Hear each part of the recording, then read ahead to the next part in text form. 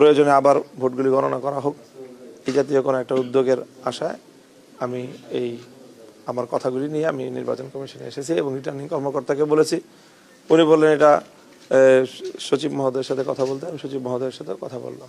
গণভোটের যে ব্যালটটা, গণভোটের সেই ব্যালটে সিল মারার জায়গা কিন্তু হা এবং না যেখানে লেখা, সে হা না আর উপরে না, ঠিক তার ডান দিকের ঘরে হা না লেখা সিল মারার জায়গা।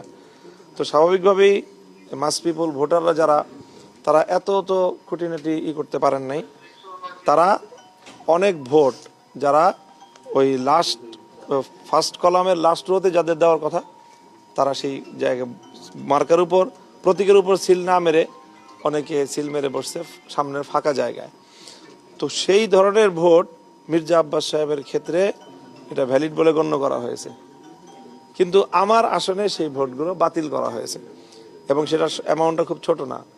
আমার আসনে 50টা কেন্দ্রের ফলাফল এই রিটার্নিং কর্মকর্তা ঘোষণা করলেন, সেখানে 1200 ব্যালট বাতিল হয়েছে।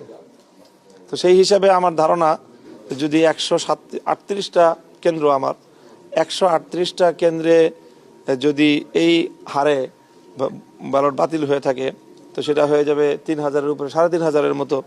তো আমার প্রতিদ্বন্দ্বী প্রার্থীর সাথে আমার ভোটের পার্থক্য হলো 2200 সামথিং।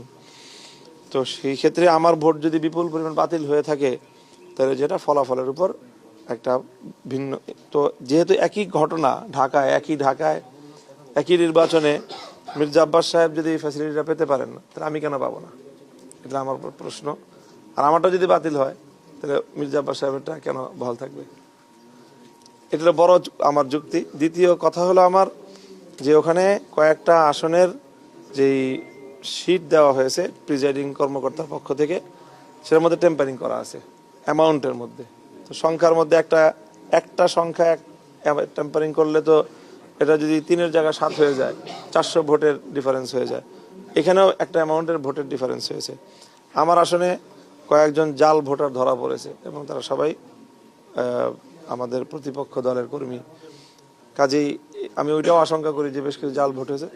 সেটা তো যাই হোক, এই 3টা বিষয়, 2টা বিষয় গেল। আরেকটা, আমাদের আসনে প্রার্থী চূড়ান্ত হওয়ার আগেই পোস্টাল ব্যালট প্রেরণ করা হয়েছে। তো আমাদের আসনে যেই পোস্টাল ব্যালটগুলোতে ভোট কাস্টিং হয়েছে, তার মধ্যে 500 মোর দ্যান 500 ভোট কাস্টিং হয়েছে দাঁড়িপাল্লা প্রতীকে। কারণ তখনও তো প্রতীক নির্ধারণ হয় নাই, প্রার্থী নির্ধারণ হয় নাই, এর আগে ব্যালট দিয়ে দিয়েছেন। এখন এরপরে আমরা আমাদের ওখানে জোট হয়েছে, সেখানে প্রার্থী নির্ধারণ হয়েছে, প্রতীক বরাদ্দ হয়েছে।